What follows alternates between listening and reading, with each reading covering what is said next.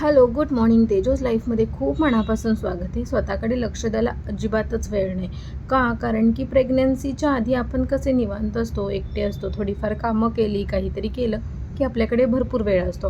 त्यामुळे skin care करणं, हेअरची काळजी घेणं किंवा बॉडीची काळजी घेणं हे होतंच. त्याच्यानंतर जसं बाळ होतं आणि प्रेग्नन्सी आफ्टर डिलिव्हरी थोडंफार आपले सगळे विटॅमिन्स, आयर्न वगैरे सगळं बाळाला जात असतं. सो आपल्या स्किनला ते सगळं कमी पडत असतं. आणि माझं तर अजिबात लक्ष नाही आहे माझ्या स्किनकडे.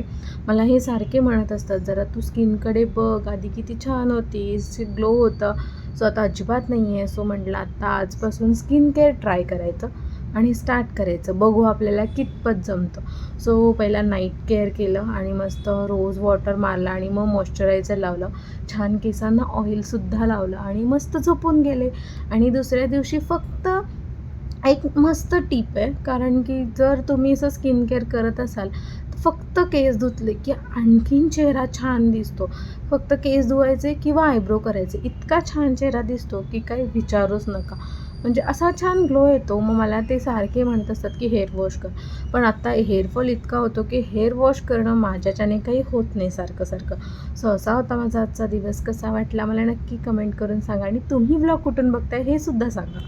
तर नक्की फॉलो करा. बाय.